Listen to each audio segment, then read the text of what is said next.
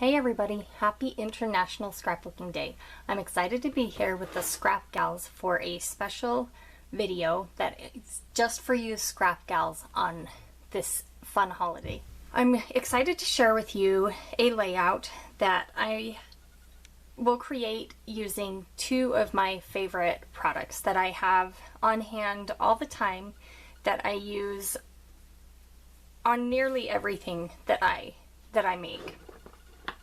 The layout that I have to share with you today features a lot of chipboard frames and some tags. So I just wanted to show you quickly how I store these two items because they are items that I reach for quite often. So this is my chipboard frame container. As you can see, I've got a lot of chipboard frames. I use them a lot, but I also keep a lot on hand.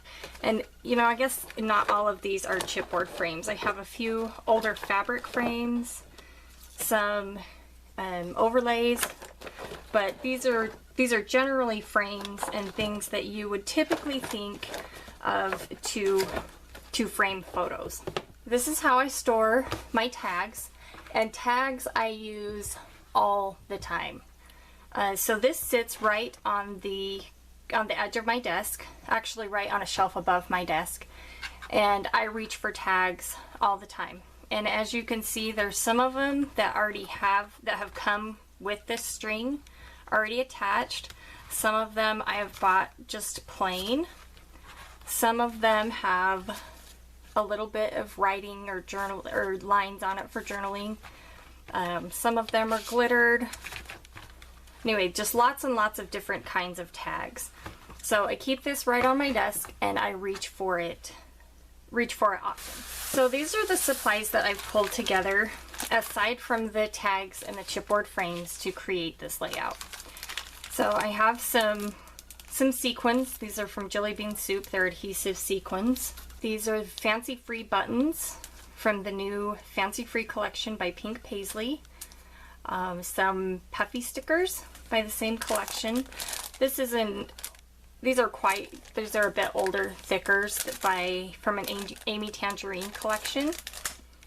And then I have this 6x6 paper pad from Echo Park Paper. This is the petticoats and pinstripes, and this is the petticoats. So it's more of a little girl themed. The background on my layout is going to be this piece of pattern paper. This is from the Fancy Free collection. As you saw, it has these colorful kind of the confetti polka dots on the back, and then this more neutral tone-on-tone gray on the back. So to get started with this layout, I chose a few chipboard frames that I really liked from my chipboard frame box, and I just added pattern paper to the center of them. As crazy as it seems when I use chipboard frames, most often it is not to frame a photo or even to frame journaling. I use them just as a fun embellishment. So what I'm thinking here is that I'm going to take some of these frames and kind of curve them around my photo. I want my photo to not be exactly center, but about in the middle, and to curve the frames around like this. So what I'm going to do is set my photo aside, and I'm going to start adhering these frames. Okay, so I've got that one at the bottom here adhered, and then I'm going to adhere the one at the top next. And I'm going to do that because I want to make sure that they are approximately the same distance from the top of the page and the bottom of the page. Okay, so next I'm going to adhere this one, and I think I'm going to use some adhesive foam dots, and then I'm going to adhere this little red frame down here. Once again, I'm going to use some pop dots to adhere this frame. So there's that one. I've just got one left. Now before I adhere my photo, I want to make sure that I have space for my title. I don't want to put my photo over here because then I have an awkward gap right here. And I don't want to put it down here too far because then I have some trapped space, kind of an awkward gap there. So I'm trying to fill in all of those gaps without covering too much of my frames. I want my frames to show, but there not to be any awkward spaces.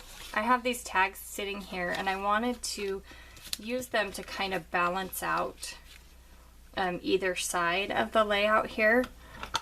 So I'm just going to tuck them underneath. And you can see with this string, there's lots of different things that you can do. I just brought the string around and stapled it a couple of times. As you can see right there. You can tie a bow. You can, sometimes I just leave the strings hanging. Sometimes I don't use strings. Whatever you want to do, there's lots of options. And I think I'm just going to do a bit of handwritten journaling right up here at the top. Okay, now that I have my journaling finished, I'm going to add the date. Just right down here at the bottom. And then we're going to add a few of these embellishments.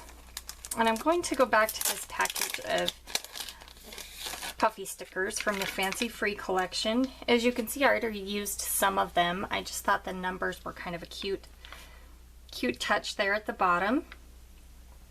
So I'm just going to use a couple more of these. I wanted to bring a little bit of yellow down here. I've got quite a lot of yellow up here, and I think I need just a little bit more yellow down on this side. So I think I'm going to take this yellow button and put it right there. And you know, I think I'm going to add this green button right there to bring some of this green down to the bottom. And then I've got these sequins. And I think that the ones that match, but will go with this layout the best, is just the silver ones. I've already got quite a bit of color. Okay, now that I've added some sequins and buttons, I think I'm going to call this layout finished. So thanks for stopping by my YouTube channel today. I really appreciate it. You'll also want to check out the other video that I have uploaded for today. It has a lot of tags on it. So if you're wanting some ideas on using tags, then you'll want to check that one out too. Thanks for stopping by today.